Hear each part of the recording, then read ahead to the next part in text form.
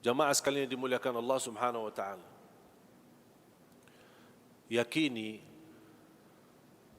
apapun yang terjadi dalam kehidupan kita itu semua gara-gara dosa kita.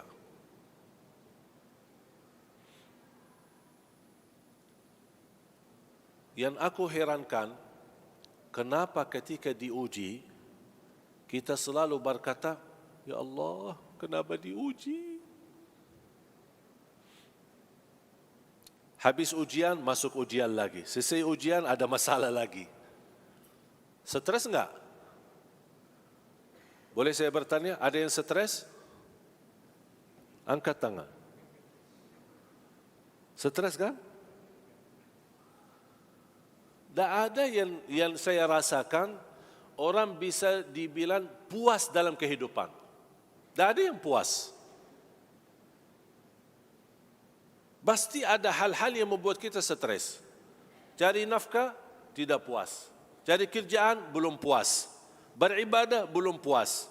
Bermain-main, belum puas. Dapat penghasilan, belum puas.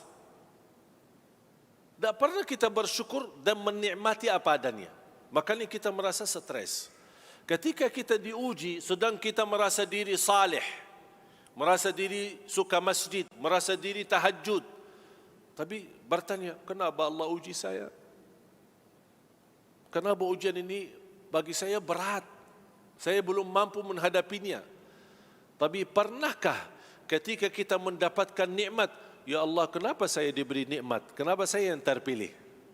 Pernah enggak bilang gitu? Hanya dalam ujian aja stres. Tapi kalau pas diberi nikmat, lupa sama Allah. Dan subhanallah, ketika kita diuji, itu justru tanda Allah sayang sama kita. Mengapa?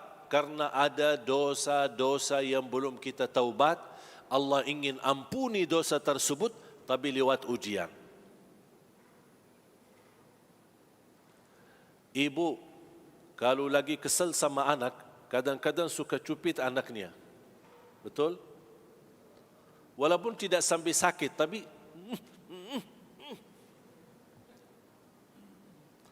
kira-kira cupitan ibu kepada anak, apa ibu benci anaknya atau sayang? Pasti sayang kan? Sama Allah, kadang-kadang Allah suka cupit kita. Allah bukan menghukum kita. Dan ingat, kalau Allah menghukum kita karena dosa dan perbuatan kita, demi Allah tidak ada manusia yang bisa hidup di bumi. Tolong simpan.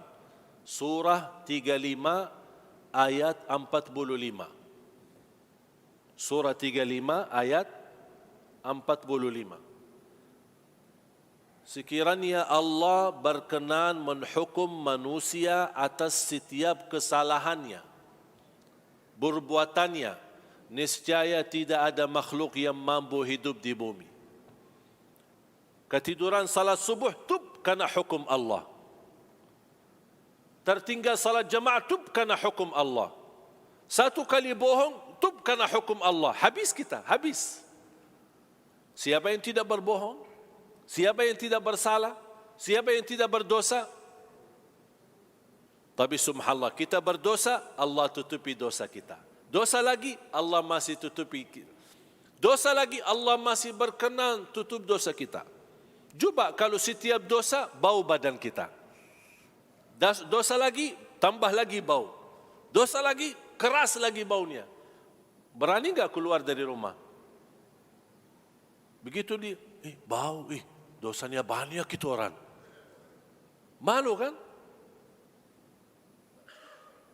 Tapi subhanallah, Allah berkenan menutupi.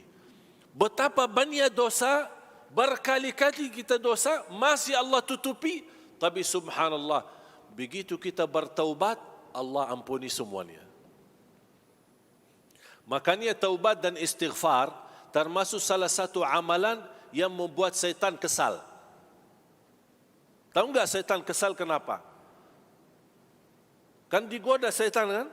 Proses syaitan menggoda kita sebentar atau lama? Ya lama, sampai kita jatuh dalam dosa. Digoda, sampai syaitan Subhanallah, syaitan salah satu makhluk yang tidak pernah putus asa. Beda sama manusia sekarang. Sebentar aja berusaha sedikit, putus asa. Gagal, tidak berhasil. Kalau syaitan menggoda kita sampai titik terakhir nafas ruh keluar, baru dia berhenti. Tak akan berhenti menggoda manusia sampai dia meninggal. Tapi apa yang membuat syaitan kesal? Habis dia sudah berkali-kali berupaya, bertahun-tahun membuat kita jatuh dalam dosa, dia merasa diri bangga dan senang karena berhasil menggoda manusia. Tapi begitu manusia sadar dan ingat Allah, malu, beristighfar dan taubat, kata Allah, aku ampuni semua dosamu. Kata syaitan, capek deh. Makanya syaitan tak senang taubat dan istighfar.